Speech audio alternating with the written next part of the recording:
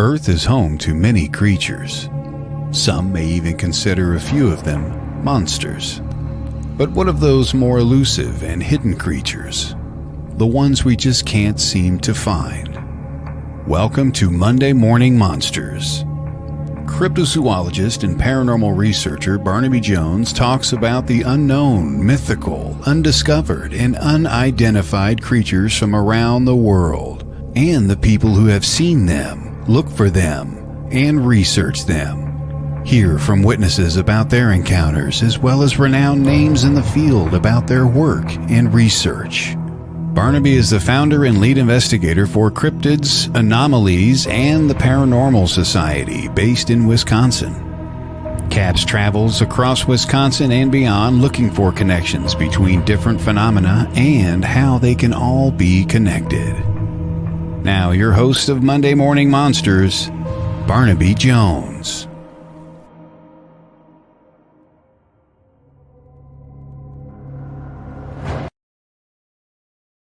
Good morning, monsters. It is another beautiful Monday here in Wisconsin, and we have an amazing guest to get to today, so I don't want to take up too much time.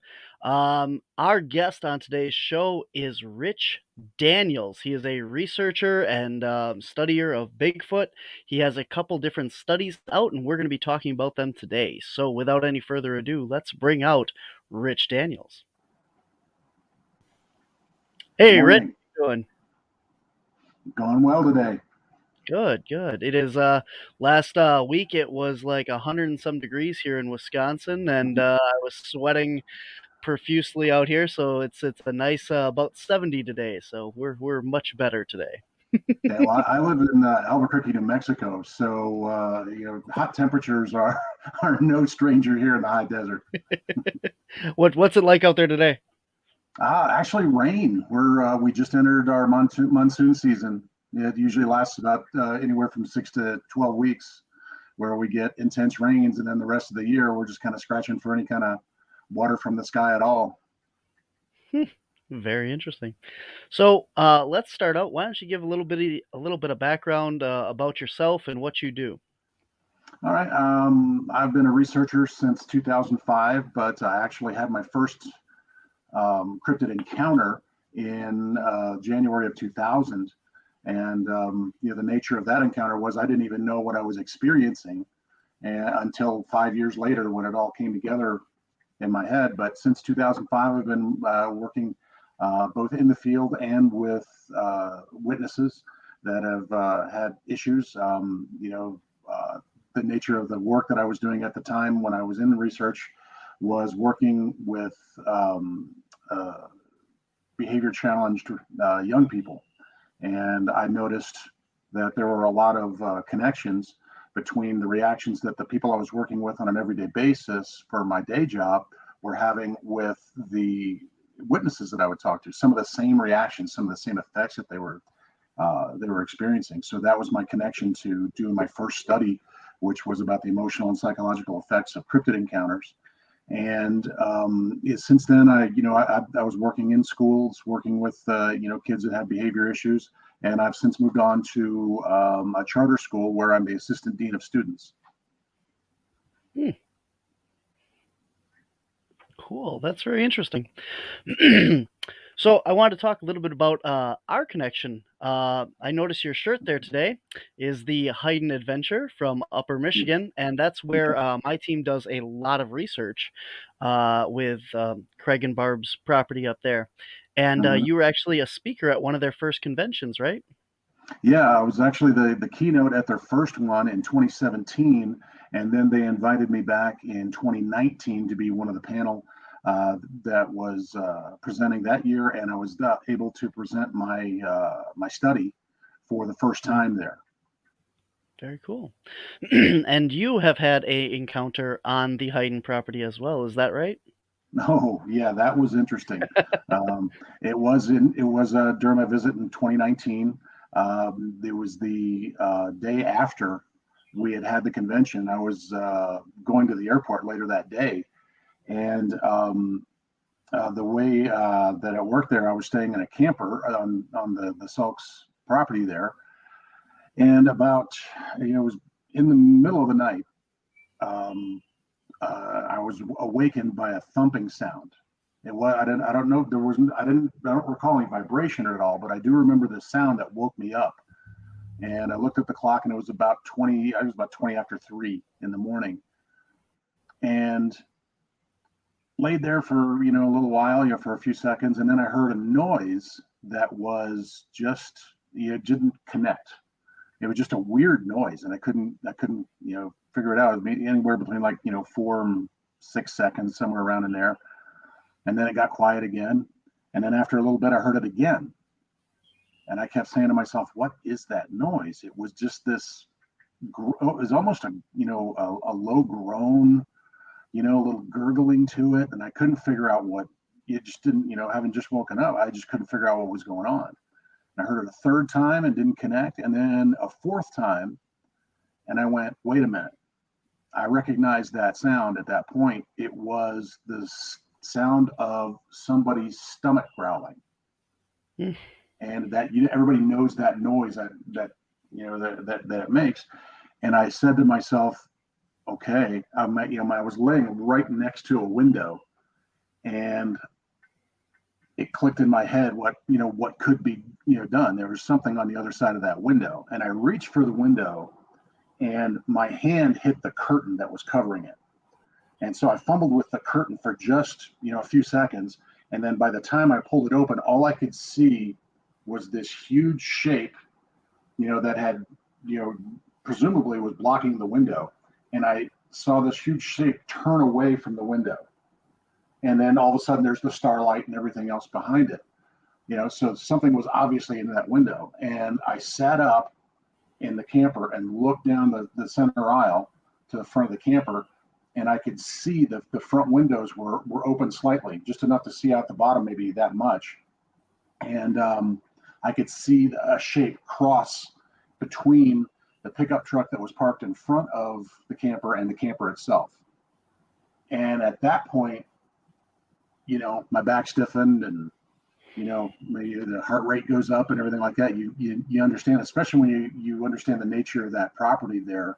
The Salks basically have one of the perfect labs you could ever have to study, the phenomena there. It is just this 80 acres of absolute experiences there, and I've walked that property with Craig so many times and seen everything, and we talked so much in depth about the different things that had gone on there. And immediately it clicked in my head. So my first impulse was to get up and run outside, but then I realized, well, that might not be the smartest thing to do. Even dealing with one of those creatures might not be the best thing. And there are definitely reports of multiple creatures there on that property that, inhabit it or, pass through it or whatever. So I just sort of sat tight. And at that point, it was about 3:30 in the morning, and it clicked in the work I do with witnesses that have trauma based on these experiences that they have. Excuse me. Mm-hmm. I started immediately into the recovery process that I go through with them. And I sat down, pulled out, pen and paper, and wrote down every detail that I could think of. And, it doesn't sound like much of an encounter, but 6 pages later, I was done and proceeded to basically get up and start pacing up and down that center aisle of that camper until first light. And I wanted to wait and see until I could tell the Salks were up, and that was about 5:30. And I went in there. I went over to the house and rapped on the door, and I said, "You're just not going to believe this." And we actually did a follow-up investigation. Craig and I did. We started looking around, and a couple of odd things that were there. Number one, they have a cat on the property that lives outside. That as we walked from the camper into his front yard, this cat came around the corner of the building and literally just charged at us. It was to the point where I thought the cat was going to go after one of us or something. It was running that hard. The cat ran up to us and then just immediately stayed between Craig and I. just walking right there, and as though we were some sort of shelter for it and everything. But we walked across his front yard. We were looking at different. He has a couple of trees there in the front yard. We had to see it, take a look and see if there were any hair samples or anything like that had been left behind, And when we got to the far side of the yard, I turned around and looked back, and you could see, how when somebody's walked on grass, something's moved across on grass, and you can see it's shinier and in a different way than the grass. You could see something had walked across that yard and over towards the woods that are there on the side of the house. And we tracked it, and we couldn't see that there was anywhere into the woods. There was a barrier of a lot of deadfall that Craig had piled up there. And so it would have been about a 20 to 25 foot leap across that to get to the other side. And we couldn't see anything on the other side. It looked like it may have, something large may have landed after jumping over anything like that. So immediately we walked out to the road that they live on. And again, walking just up the road and then turning back into the woods on an access road that's there that goes back to the Hyden adventure. We walked down that road, and we had realized there had been some rain the night before, and there were puddles in this dirt road. And you know how when something steps in a puddle, after all the dirt, mud settles, you can see plainly if somebody's walked through it or what stepped in it.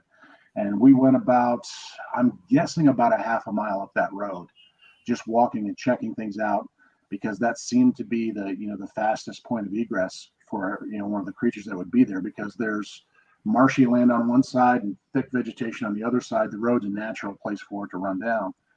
And we got about a half mile down there, and I stopped for a second, and I looked at Craig and I said, "Do you hear that?" And he said, "Hear what?" And I said, "Nothing." It was absolutely silent. No birds, no bugs, nothing. And that's a real warning sign for anybody who's out there doing this kind of research, to know that when these creatures come around, everything stops. I mean, it wouldn't surprise me if the fish stop swimming in the pond or whatever goes on when these things are around, because they're that intimidating a presence that are there. And we just kind of looked at each other, and we had just walked back there without even thinking about it. Neither one of us was armed. Neither one of us had really prepared for an encounter that could have gone south. So basically, we just turned around and walked back down that road and got out of there, because part of coexisting with those creatures is understanding when they need their space. And that was a telltale sign that they were, at least one of them was around, and the presence was enough to scare everything else off. Yeah, there's not a very quiet moment on that property during the summer or spring. There's always the peeper frogs or the birds and stuff. So I definitely know what you're talking about with being silent out there is a change. So Yep. Especially early in the morning, that's when a lot of your creatures are moving around. A lot of bird activity, and that's what struck me, is that there were no birds or bugs. And in the UP in June, bugs are everywhere. I mean, and for them not to be around, that really said something to me. Mm-hmm. Yeah, it's like a swarm of never-ending mosquitoes out there right now. Mm-hmm. You can't get out of your car without being carried away by them. So, yeah. So you were talking about your paper and stuff that you work with the people that have had the encounters with these things, and you did an entire research paper documenting all this. Can you tell us a little bit about that? Well, as I said, I made the connection of the traumatic experiences with the people I was working with in the mental and behavioral health field, along with to the same type of reactions that witnesses were having. And I thought to myself, this is a real connection here. And I had never heard anybody talk anything about it before. I mean, as investigators and researchers, we come across people that are really shaken up by their experiences, but that, we kind of take that as kind of part and parcel with what goes on. And, nobody had ever really thought to look into it before. And so I decided that I was going to take a look at it. And the more, the more research I did, the more I was convinced that this was a real connection to be able to pursue. So I undertook a study, and it took me 3 years to do. I interviewed over 400 witnesses, 408 to be exact. And my goal was to have 500 cases that I would use. But after 2.5 years and over 400 people that I talked to, most of them I had talked to at least twice.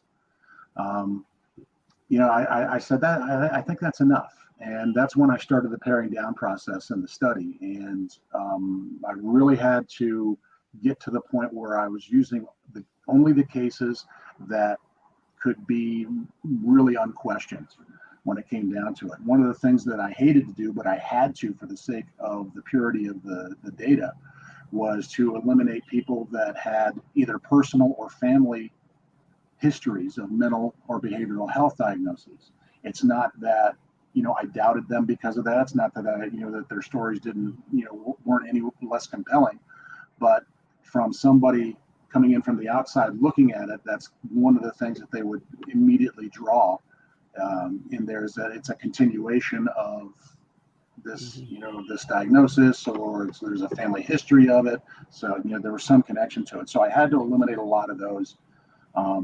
There were a lot of stories that that people were telling me that when I would go back to talk to them the second time, the story would get bigger and better with more details, and would be, more dramatic. And those were the ones I avoided as well. It's the people that remained, number one, steadfast in what they experienced, know exactly what they saw. And number two, they told me the same thing over and over and over again. It was the exact same details. As a measure of this, I even got into, researching a little bit of interrogation techniques that are used to be able to divine truth from, people that are captured and things like that.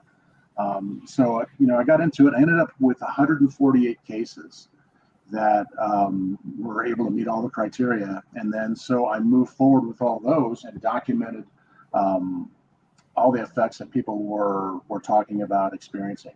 And in the mental and behavioral health field, there's 5 categories of what are called stress response, stress reaction, to different trauma that's out there. Everybody knows about fight or flight. Those are 2 of them, fight and flight. A lot of people know about freeze. People just freeze there.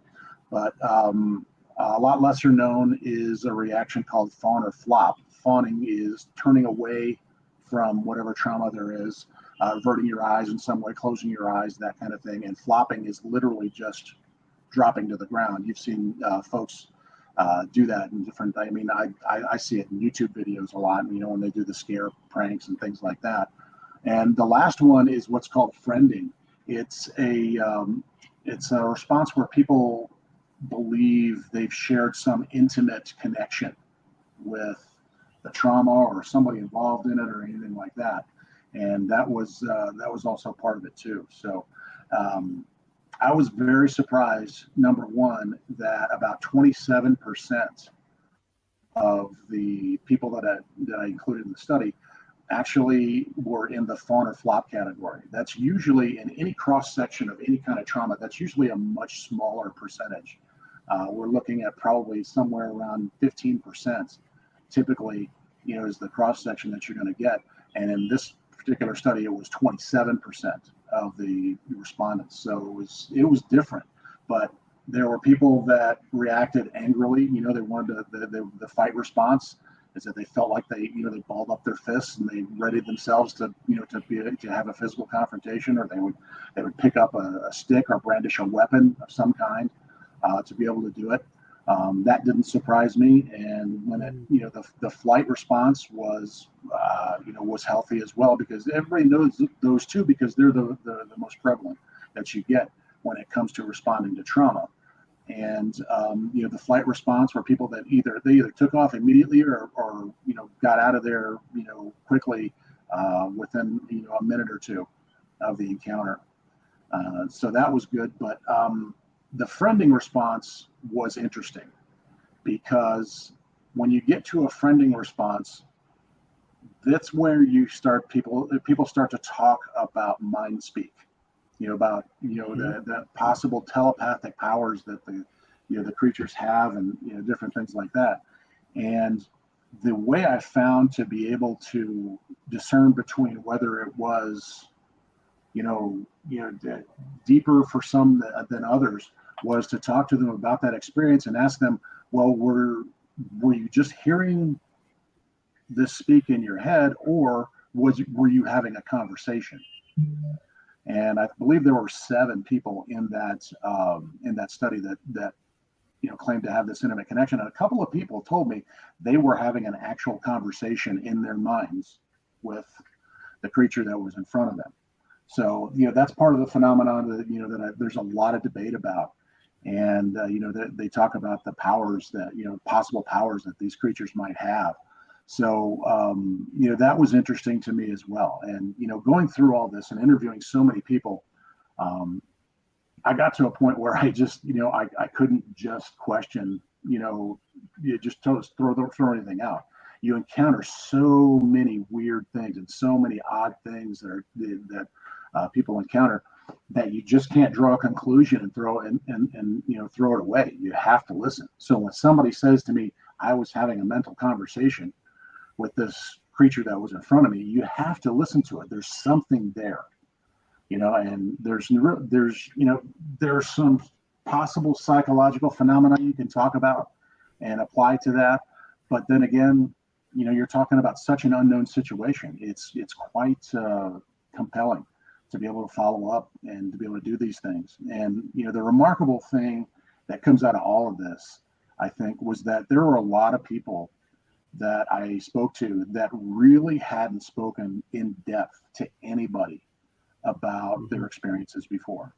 And it's that jarring an experience.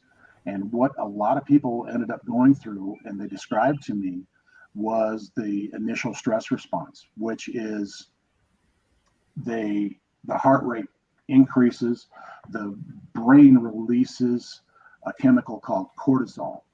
And cortisol is basically to the brain what adrenaline is to the body. It prepares the brain to be able to handle this, to address a source of stress or anything like that. And it speeds up the brain. It absolutely just takes over when these responses come up, and it puts somebody into a temporary condition that mirrors ADHD. And that usually lasts anywhere from 30 to 90 minutes or so. What I found with a lot of these witnesses that were experiencing trauma from their situations were that every time they remembered or thought about their experience, that response was triggered again. And it happens over and over and over. Sometimes, 5, 6, 7 times a day, some of these people go through this.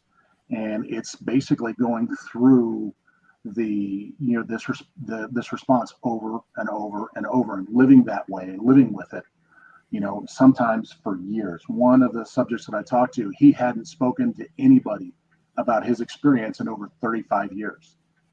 And he said that to that day, his experience really, was jarring to him, and he couldn't think about it without going into a response like that. A lot of people talked about night terrors. They talked about nightmares. They talked about not being able to go to sleep at all. A lot of sleep, interruption that we're dealing with that. A lot of people, found it very difficult to concentrate. They were irritable all the time, and it took years for them to be able to cope, with what they were experiencing. So I was writing, obviously, as you were talking, and I have a few questions here. Most recently, when you're talking about these encounters, were they all what the 148 that were in this case study? Were they all? Well, first, before I do that, I know it says it in your study, but for those listening, these were not all Bigfoot or Sasquatch creatures, right? So can you kind of tell us what was being encountered? Yeah, the bulk of them were, but as you go through something like this and you start getting people referred to you, or you run across people that are talking about different things, I thought it might be a good idea to switch it up and be able to put, different experiences in there, and that was more towards the end of it. And I'm going over here. I'm just going to make sure I have my facts straight on all those. Yeah, 141 of them were Bigfoot encounters, but there were also some encounters of Dogman that were in there. I believe 5, and then there were a couple of people that said they had encountered alien type creatures. One gentleman told me that he basically encountered a 6-foot praying mantis creature out in the woods somewhere, and I was just like, okay, I'd heard of that before, heard a description of that before, but never actually talked to anybody that had dealt with it. But I thought to be able to have those other experiences mixed in there, and kind of speaks more to the cryptid experience than it does just the Bigfoot or Sasquatch experience. Thank you for clarifying that for us. You may not know this offhand, but the guy with the praying mantis, I know of a case in Chicago, and I know anonymity and stuff. It doesn't happen to be the same one, is it? No, he was not in Chicago, no. Okay, cool. So there's definitely 2 praying mantises out there somewhere. Yeah, and I've seen one account on television as well. And I believe I want to say New Jersey. Okay. Yeah, I do know it's a very interesting phenomenon and stuff, and I was just wondering because I know that the Chicago praying mantis is kind of not a well-known case, but I mean for people who look into the weird stuff going on, that's one of the cases that's always brought up. So just wondering. So for all of these 148 cases, what you would consider traumatic, like obviously I know that's where you're going with this, but would you consider, knowing the actual stories and stuff, are they just like a road crossing of like a Bigfoot walking across the road, or did they hear a howl and not identify it? Are these all visual sightings or face-to-face encounters, or do you have a breakdown of that? The vast majority of them were visual sightings of some sort. A couple of road crossings that I can recall that were in there, but most people that had these issues were out in the woods, either camping or hunting or hiking or doing some of those, and nobody was out there looking for these creatures. None of them. These were all chance encounters to be had that way. If I recall correctly, I think there were 4 that didn't actually have visual confirmation, but were experiencing, they knew something was very close to them, making a lot of noise. There were some bluff charges, some faux charges, that kind of thing in there. But the vast majority of them were actual visual sightings. Okay. And I had to have that because I needed to have people that were absolutely sure of what they encountered. Very good.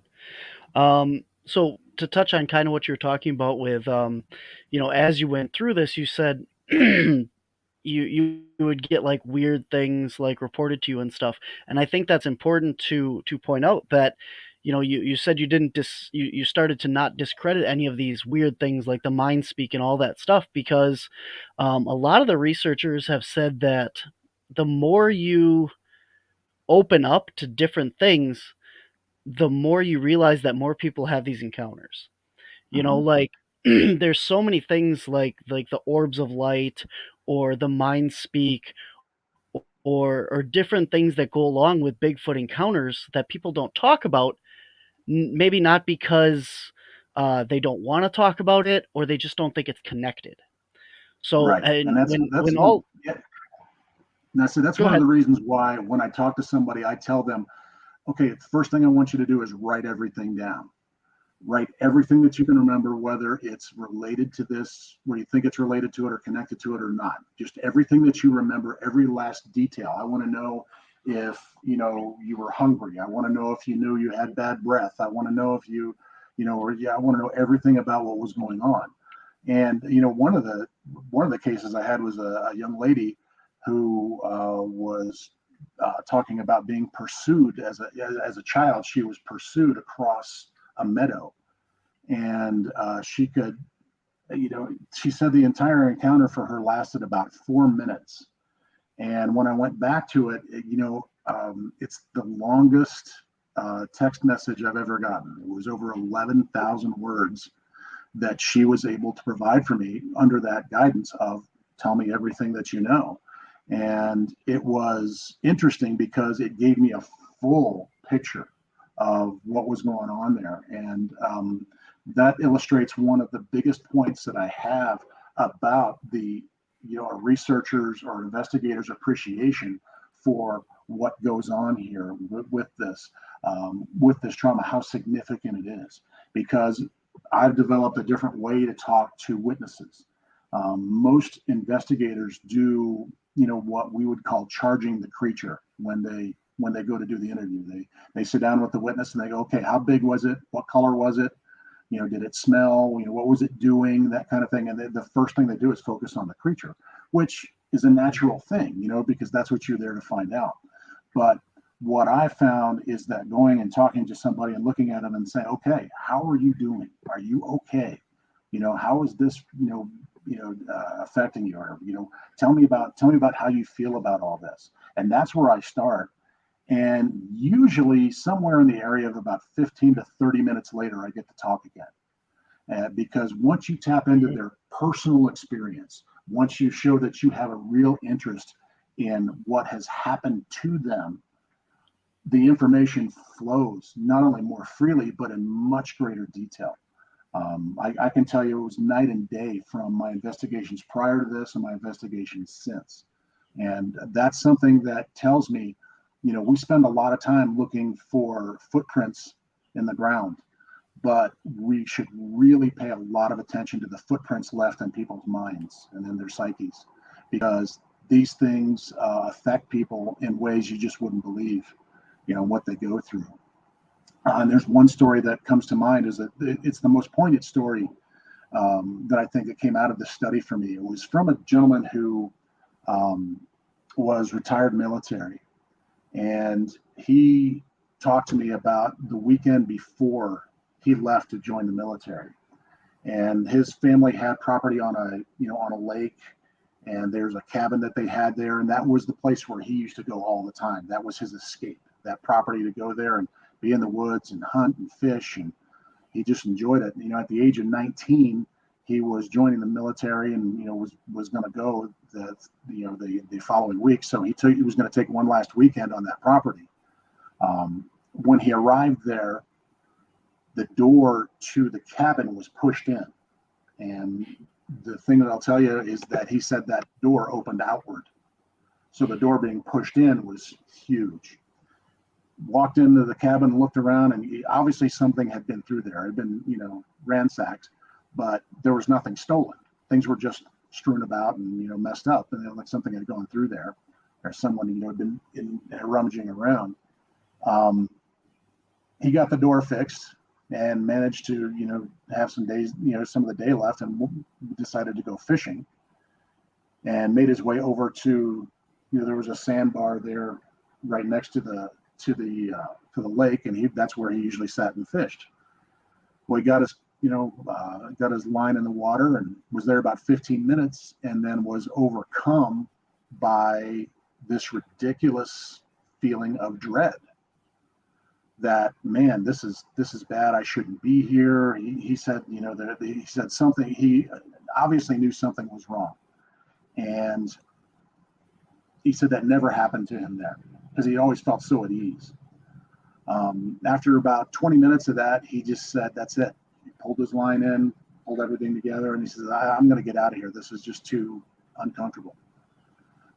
Got out, riding a motorcycle, got out on this motorcycle, and there's about, he said the access road back to his property, to the main road, was about a mile long.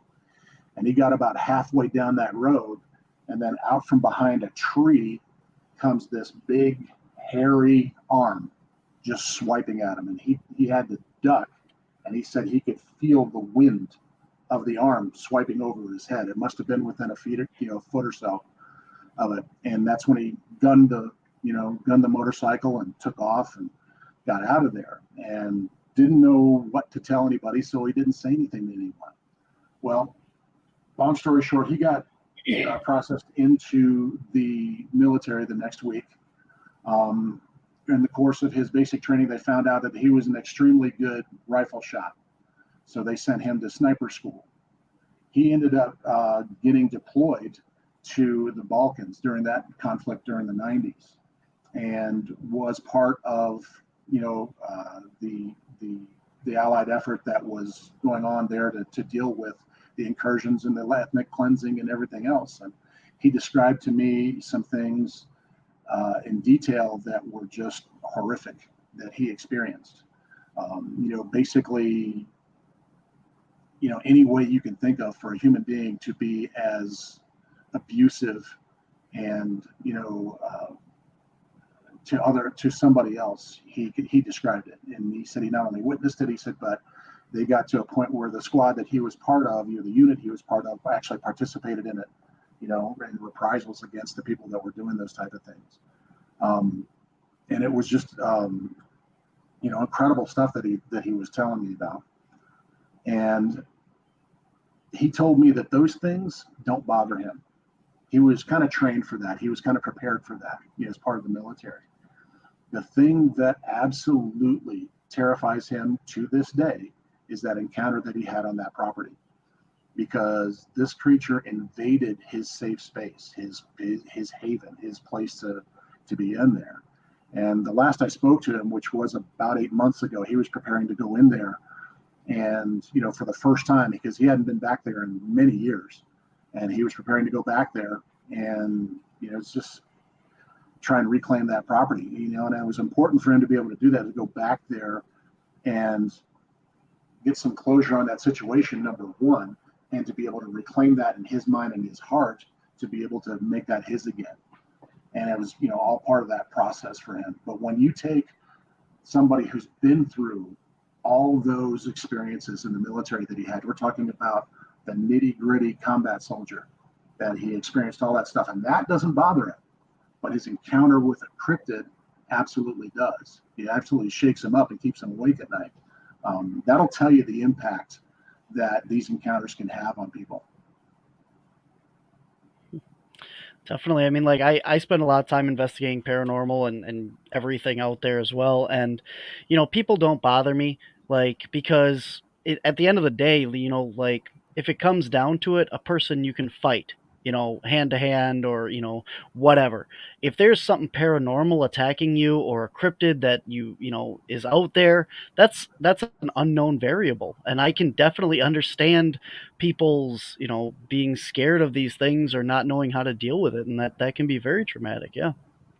Yeah, the appearance of these creatures, I think, is the biggest thing. You're talking about something in the area of 9 feet tall. You're talking about shoulders that are 3, maybe more feet wide, 700-800 pounds in some, some descriptions that they have of these creatures. And number one, that's scary enough. Number two, you encounter this thing and it's not supposed to exist. In our society, Bigfoot is a joke. It's it's a punchline. And then this thing shows up in front of you, and your whole reality just changes. That was part of my first experience, was that I just didn't have any, I just couldn't compute what I was seeing. It's called cognitive dissonance. You're getting input, you're getting data, and it just doesn't click in your head exactly what it is. And so you take those experiences, and then to sit there and think, well, this thing's just, 30, 40 feet from me, and they could probably walk over here and pull my arms out of its sockets, or their sockets if they wanted to. That you become, you're so used to being in command of your environment and command of everything around you as a human being. And all of a sudden there's something there that can easily take that away from you. You know it. You don't even have to think about it too much. It's a natural reaction. And that's part of the trauma that people feel. Did you, since you're on that topic, did you have any encounters that were actually physically violent? Like had an actual physical encounter? Like I know you said the guy got swiped on his bike there and stuff, but was there actually any chasing or physical, attack of any kind other than like a rock throwing or something like that? Well, there were a few instances of when people were leaving the area that these things shadowed them. coming, making sure that they understood that there was a presence behind them, kind of driving them or maybe escorting them out of the area, that type of thing. There was a lot of throwing. I think I want to say probably somewhere in the area of 25 or so experiences where there, objects were being thrown, little rocks and sticks and pine cones and things like that. That basically the behavior that we're familiar with as investigators, that trying to drive somebody away from the area without actually having to have the contact. As I said, there were some faux charges that were in there, a lot of screams, a lot of howls, those type of things that being as loud as possible with those kind of things in close proximity to people, those type of things. But there were no actual when somebody was in perfect sight of it, there was no actual charge or advance towards the people. A lot of times it was eyeball to eyeball, and that I described that moment as the what now moment, because you get into there and you say, okay, there it is, now what? What happens now? And you have no idea. And that's where the real terror trauma of the situation comes in, because you have something completely unknown, something completely by surprise, and you feel as vulnerable as a human being can feel. Very cool. I have one last question for you on this stuff here, and again, we have a comment section. If anybody's interested and has any questions for you or anything, feel free to comment over there, and we'll pull them up here. With the people that have had the mind speak encounters, is that all Bigfoot related, or was any of that the alien or extraterrestrial or the Dogman? Those were both Bigfoot encounters. Okay. All right. Well, the one thing I want to point out there, though, is that there's a syndrome. I call it cryptid encounter syndrome. And what happens is, people go through this trauma and they feel all this, and almost to a person that was in this study, they all said that they wanted to talk to people about it. They wanted to tell people about it. And there's a certain number of them that did, and they found, the reaction that's pretty predictable. They were ridiculed, they were harassed. Some of them had problems, with colleagues at work. One even had an employer tell them, look, you can leave this job anytime you want, because he didn't want that type of thing around his business or anything like that. So the ones that didn't all wanted to tell somebody, but for obvious reasons knew they couldn't.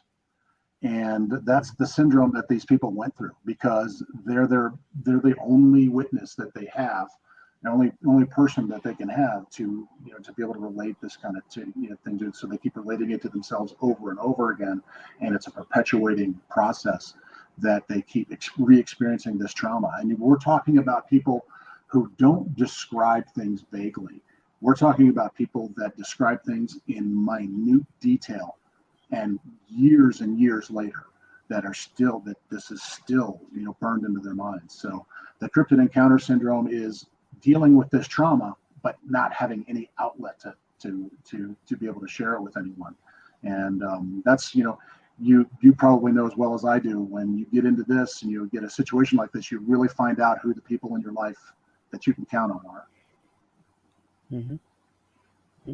And I understand what you're saying with the details and stuff. I mean, having seen, people that see these things, it's a traumatic encounter, for people, like you said, that don't know what this is. They don't know how to process it. And their mind is literally soaking in every tiny little detail, because they're trying to process it and figure out what it is that they're actually seeing and stuff. So definitely, yeah. Yeah, it's a rough time for a lot of people. Mm-hmm. We're going to take a quick break here, and when we come back, you have a new research project that you're working on, a new study, and we're going to get into that.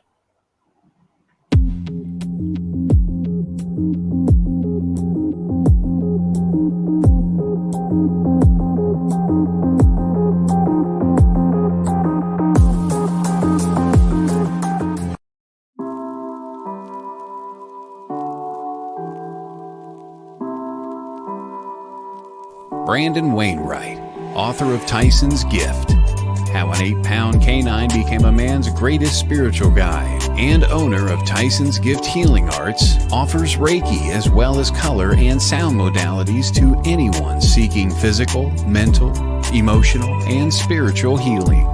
While color and sound healing, a technique that brings balance and health to one's chakras and body, must be provided in person. Reiki, a Japanese form of energy healing, can be given in person or equally effectively from a distance. For more information or to make an appointment for a session, please visit TysonsGiftHealing.com. That's TysonsGiftHealing.com.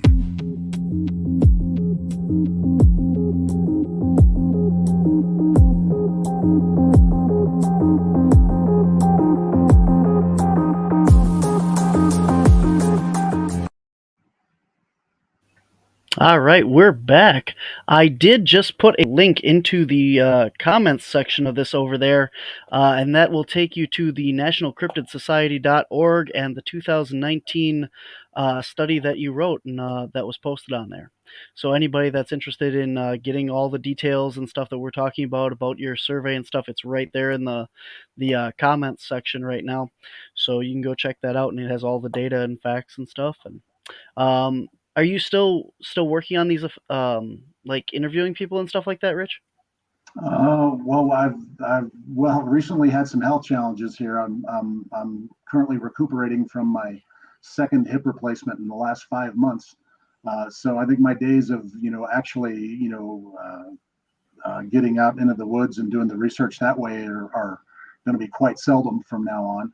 But when there's something going on in this region, or when somebody tracks me down on Facebook, usually, I'm more than happy to work with folks. I'm the only Rich Daniels in Albuquerque, New Mexico, so I'm pretty easy to reach. But what has happened is that I tried to reach out to people and really help them with some therapeutic approach. And there's a lot of folks that are willing to tell their story, but when it comes down to it, they really don't want to relive it that much. And anytime you have any therapeutic approach to these things, the retelling and the re-experiencing is basically going through it all again. And a lot of these folks are really put through the ringer by their experiences and don't want to do that. But I'm willing to talk to anybody, listen to anybody's story at any time, and do whatever I can for them. Okay. We did have a comment over here. Are there resources for people dealing with this kind of trauma? How do people get a hold of you, or is there any other resources that you know of? Well, as I said, on Facebook, just look me up. I'm happy to. I'm on there a lot, and happy to help anybody. Part of the study was that I asked some folks if they actually sought help, for this, and the response from the mental and behavioral health field, was alarming, to say the least. There were people that were misdiagnosed. One, schizophrenia with bipolar disorder. One lady who was 38 years old was diagnosed with early onset dementia. To be able to go, and in the behavioral health field, having worked in that for a dozen years like I did, misdiagnosis is one of the worst possible scenarios for somebody to be able to go out and because you take treatment and you take the focus in the wrong direction a lot of times instead of focusing on it. And a lot of these things that were done were based solely on what the witness said they saw, what they encountered. It was the source of the trauma that was there. And of course, there's a lot of people, you're talking about professional reputations, you're talking about the reputation of the facility that they may work for, the agency they may work for, and they're so they have to find something that works for them if they're going to provide any treatment at all. And then there are even a couple of the people that were denied services outright, which is alarming to me because they're never supposed to be turned away. So it's as far as official sources go, you're probably better off doing your research on the therapist or the doctor that you're going to deal with, because they have to be able to be the ones that are there with a much more open mind than usual, and they have to be able to be willing to treat you as you are when you walk into it. If they're not willing to sit there and accept what you've seen and what you're reporting, then it's going to be a very, very tough time for you, and with that particular professional. That might be a very interesting thing to look into as far as like a therapist that works specifically with encounter people. Like seems like a wide open field to get into then. It would be, because there's hundreds and hundreds and hundreds of these people that have had some effect on them, the lasting effect on them, from these encounters. We're talking about people that have changed everything in their lives, straight down to people that, they're in the woods all the time, but they change how they do things when they go there. They change procedure or something like that. It doesn't drive them away, but they have their head up and they're aware in a lot of different ways. And, those don't seem like a big deal, but when you talk about, we're around people all the time that are outdoors people. They're in the woods, they're everywhere. And for them to change anything about the way they do things is a huge adjustment. You hear a lot of stories of hunters that won't go back in the woods anymore because of that. Yep. There's plenty of them. It has been absolutely fascinating talking about all this. We wanted to also get into your newer research. We got a little bit of time left here, so why don't we talk a little bit about what you're working on now with the gigantism and the Bigfoot correlation study that you're working on. Can you tell us a little bit about that? Yeah, I noticed it was actually just from watching a TV show one time. It was about people that had gigantism or acromegaly. And I found it interesting. And then I noticed that they started talking about physical characteristics that these people with gigantism go through. And it kind of rang a bell, with the common description of Bigfoot and Sasquatch that you get. And so I started looking into it, and there are actually 14 different physical changes for people with gigantism that match common description, points of Bigfoot. And we're talking about a pronounced brow. We're talking about oversized hands and feet. We're talking about elongated limbs, those type of things. And there are 3 more that actually, sometimes they correlate, sometimes they don't, because not all people with gigantism get, experience them. But one is increased body odor, which is, something that it's reported all the time, in Sasquatch sightings. Another one is darkening of skin that they have in there. There's, an occasional kind of thing, but there are so many similarities to a human being with gigantism to the common descriptions of Bigfoot and Sasquatch. And the adaptation that I keep going back to, and they'll tell you the correlation between the two, between humans and Sasquatch, is the mid-tarsal break for the foot. Obviously, you get something that big, something 6, 7, 800 pounds, that's going to be focused. All that weight is going to be on one foot at a time. There has to be a structure to that foot to be able to handle that kind of weight, and that's all well and good. People don't understand it. There's about at any time there's somewhere between 8 and 11% of the human population has what amounts to a mid-tarsal break in their foot anyway. And I got that from an anthropologist who studied footprint evidence, of early humans, and I was really, number one, surprised about that. And number two, I'm a big sports fan. I'm a basketball coach and everything, so I follow basketball. And there's a long line of guys that have been playing big-time basketball, NBA or international basketball, that have had foot problems. And the foot problems is with the metatarsals, that long bone that goes from the ankle out to the ball of the foot. And guys like Yao Ming, guys like Arvydas Sabonis, Bill Walton was another guy. They have the problem, these bigger fellas had a problem with chronically breaking that bone, or breaking some of those bones in their foot. And the problem is they're so big, and they're putting their feet under such pressure, running up and down, jumping and everything, with such a big person, and putting so much pressure on those bones that those bones break. Whereas if they had a mid-tarsal break in their foot, they would never have a problem to be able to do it. So that'll, those are correlations that I'm looking at now, and it's very interesting stuff. When you look at the description of a Bigfoot, you have to say, okay, there's a lot of human there. There's a lot of characteristics that are human, and then you get humans that are actually close to that size and in that development, and all of a sudden, when a human being gets that big, they have those different physical characteristics. Now you're talking about a lot of the basketball players and stuff. When do they have this gigantism, or is that just that they're really tall? There are some that did. There was a fellow by the name of George Mirasan, who was from Romania, who played in the NBA for many years. He was diagnosed with gigantism. I know that. But there's some of these guys, it's like, they get up to, 7'3", 7'5" in some instances. And, there's no diagnosis of it because gigantism is caused by a tumor that occurs on the pituitary gland, and the growth hormone just keeps getting released as a factor in that. But I've seen incidents of a pair of twins where one twin, normal development, everything there, but the other twin had this pituitary tumor and grew beyond what the other twin was experiencing. So the one twin was 5'10", the other grew to be 6'10" before they were able to diagnose the problem. And by the time he got to be 6'10", he didn't look a whole lot like his twin anymore.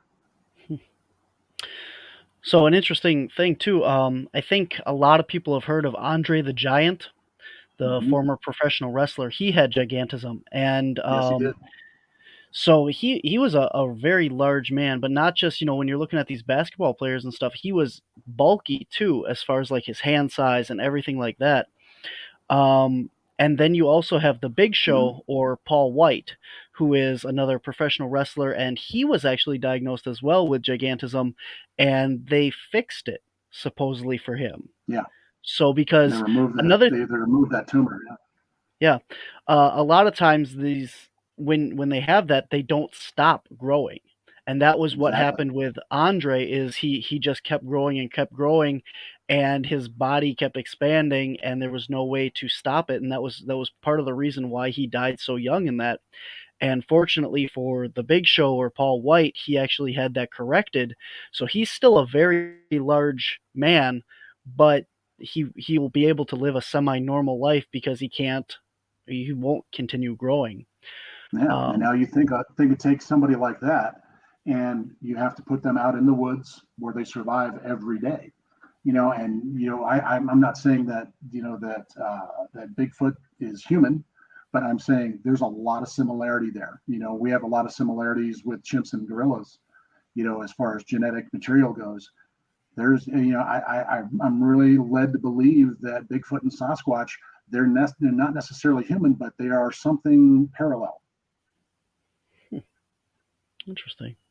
Yeah, I know, like I did pro wrestling for 10 years. I know a lot about the wrestlers and that. I'd be interested in looking into, like you were talking about the mid-tarsal break and that with Big Show, and to see if he's had any problems with that. I know like his knees have given him trouble and stuff like that just because he's so big. I've actually been front row at a show and seen him, and when you think about these things and Bigfoot and stuff like that, um, I mean, I did pro wrestling. I'm used to a lot of bigger guys and that, but they're not so much big. But when you consider the mass, like his head is 2, 3 times the size of a normal head. His hands are huge. His body is just big. It's not the height. It's just the size of these people, and it's impressive. Yeah, they're massive human beings. And then when you think about that, you think, Big Show is a legitimate 7 feet tall, and big guy, probably in the area of 400 pounds.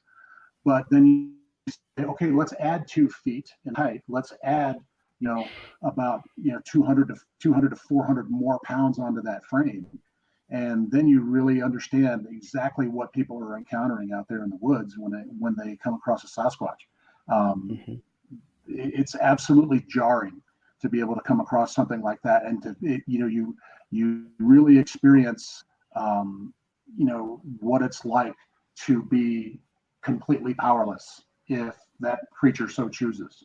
And that's the trauma that I'm speaking about. And seeing these people with gigantism and everything like that, it just reinforces that. You're talking about people that are 7.5 feet tall. In some respects, there are some people that get up to like 7'9", 7'10" in that range before anything's done about their condition. Mm-hmm. And to think that here's this massive human being, and to think that they're going to be dwarfed by just the typical creature that you find out there, in a Sasquatch, it's mind-boggling. Have you looked into anything? I know, like we had talked about Andre and stuff like that, that they don't live as long. Do you know, like, is that a common thing with people with gigantism? Yeah, a lot of times what they deal with is an enlarged heart, and the heart condition is what ends up, being the book and dodge. You can get through a lot. There's a lot of rheumatoid arthritis, dealing with especially dealing with the knees and ankles for these folks. But the heart condition is the big one that they have to face to be able to do it, because when the heart gets too big, it just becomes too ungainly to be able to maintain a steady rhythm. Interesting. So it's not necessarily the giganticness that decreases the life, but it's actually the body itself that's not able to work properly then. Okay. Yeah, it's a very difficult thing. Anybody who's found to have that condition they have their cardiac condition monitored very, very closely. Usually they're going in at least once a month to be monitored. Speaking of that, if we're talking like other cryptids and stuff, a lot of the dinosaurs, or Mokelia membe and the long neck dinosaurs and stuff, when you have that same thing, are thought to be more swamp creatures, because they don't believe that something that size could have had the heart and the blood pumping capacity to carry them and move them on land and stuff. So when you have these giant creatures, it seems like your limitation right there. Yeah, I mean, what you're dealing with, a lot of people with gigantism, they get so big, is that their body just kind of caves in on itself. It just wears out the bones and the tissues, and it's a very hard life for a lot of people. You see a lot of these folks that when they get into their 40s and they get into their 50s, that they spend a lot of time sitting in a chair, because it's just too much. To bear their weight, their legs can't do it anymore. It's the same principle.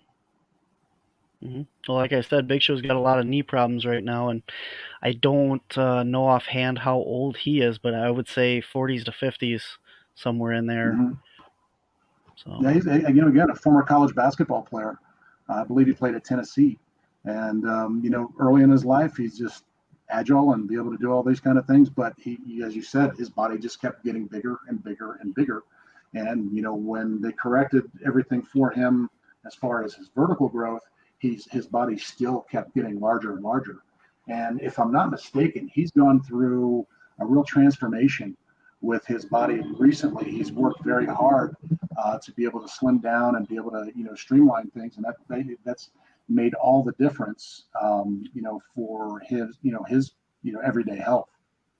Mm-hmm. Yeah, he has lost a lot of weight the last couple times that he was on TV and stuff. So, but yeah, I definitely encourage anybody that wants to see, look up wrestling, because you have every stat that you could possibly want on these people, their heights, their weights and stuff, and take a look at some of the average people that wrestle. The people are like 5 to 6 foot range, or look up somebody that's your own height and then watch them in a match against Big Show and see just how big he is.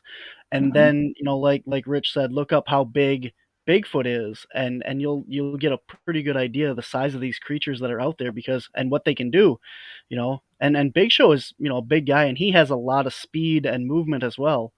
So when you're out in the woods and these creatures, know their environment and everything, it's their home, so they can move very quick through that stuff. So. Yeah, Yeah. absolutely. Absolute supremacy, of their encounters. I've read accounts where people witness grizzly bears, yeah, quickly exiting an area, and then 2 minutes later or so, a Sasquatch shows up, and then you go, wow, okay, grizzly bear, you think apex predator, but when these things show up, the grizzly runs. So Hmm. it's there's so many pieces to the puzzle that you can put together to tell you about what these creatures are and what they mean to an environment. It's just it's part of the fascination of doing what we do. Definitely. Definitely. Um, I also wanted to ask, you were talking about how, the special needs people and stuff and comparing that to this and all. Have you ever talked with Christopher Noel? Yes, Okay, he's he does a he's the lot. gentleman of Vermont, right? Or New The Hampshire, what? or something. Is Uh, it, does he? y- yeah, somewhere out there. I can't remember Yeah, offhand, but yeah. yeah. Several years ago, I spoke with him. Yeah. Okay, because I know he does a lot with the savant Bigfoot and the the special the people report the uh like very high intelligence of like sorting things and colors and matching and the gifting and that of the Bigfoot and that. And I was just wondering if you'd worked at all with him. Yeah, I had appeared on a podcast that he did, and I believe it was what he does, Bigfoot Odyssey, right? He used to, and Yeah. he's a very cerebral approach to all this, not just emotionally driven like a lot of people are. Yeah, but he has some interesting ideas, and he's really getting into, I think, the psyche of the creature, which is amazing to me, to be able to be able to gather that kind of detailed data, to be able to start to put together a profile psychologically of what these creatures may be like. It's just fascinating stuff. Very cool. All right, Rich. Well, we are almost out of time for this episode. I want to thank you so much for coming on today and being part of the show. Thank you for My sharing your pleasure. research Thank and all you. your knowledge with us. And can you tell us again, for everyone listening, where can they find this? And is your gigantism study out yet? No, I'm still working on that. I mean, it's one of those things where I've kind of stepped back from a lot of the research that I've been doing, but I still, I mean, recently it's been kind of hunting and pecking at it, and trying to figure out just how I want to put it all together and present it, that type of thing. But yeah, I'm still working on it. But hopefully within next year or so, that I'll be able to put it all together in a presentable type of form. Cool. Very cool. Well, I will definitely be following you and keeping an eye on that. And cool. I want to keep an eye on that, and when it does come out, let me know, and we will share it on Wisconsin Cap's Facebook page and everything for you as well. And for anyone listening, Cryptids Anomalies Paranormal Society on Facebook. If you're listening to this and you can't see the notes or anything, I will put a link to your other study as well, the psychological effects study, on the Cap's page so that people can check that out. And remind everyone, where can we find you? Do you have a website or just Facebook or? They could just find me on Facebook. Again, I'm the only Rich Daniels that you'll find, or Richard Daniels that you'll find in Albuquerque, New Mexico. So, but yeah, as I said, I kind of stepped back from a lot of the things that I was doing before due to my health demands. But yeah, again, I'm willing to talk. More than happy to talk to anybody who's got questions or just needs somebody to listen or anything like that. And I also want to say, Barnaby, thank you for having me on. It's a great opportunity, especially with a guy like you. The work that you do is fantastic because you don't sit there and speculate. You don't sit there and go, wonder, take things without any real evidence. You're a science guy, and the more science guys we have in this field, the better off, man. So kudos to you. I appreciate that very much. Thank you very much. Again, I've heard a lot of great things from you as well, working with Craig and Barb up at the Hayden Adventure. And I thank you for being on the show and everything that you've done and your work as well. Anytime. Yeah, call me anytime. I love to sit and talk about these things. Sounds good, man. I will definitely, maybe we can have you back up at Hayden sometime to do some research with us. Oh, that would be a blast. I will look you up if I'm ever in your neck of the woods as well. Okay. All right, man. Well, thank you again for coming on, Rich Daniels. We'll put links on my Cryptids Anomalies on the Facebook. Cryptids Anomalies on the Facebook. Cryptids Anomalies and the Paranormal Society on Facebook. Wisconsin Caps on YouTube and everywhere else. Just search for us. We'll come up, or wisconsincaps.com. All of our social media links are there, and we'll put up links to your stuff as well for you, Rich. And until next time, guys, we'll see you out there.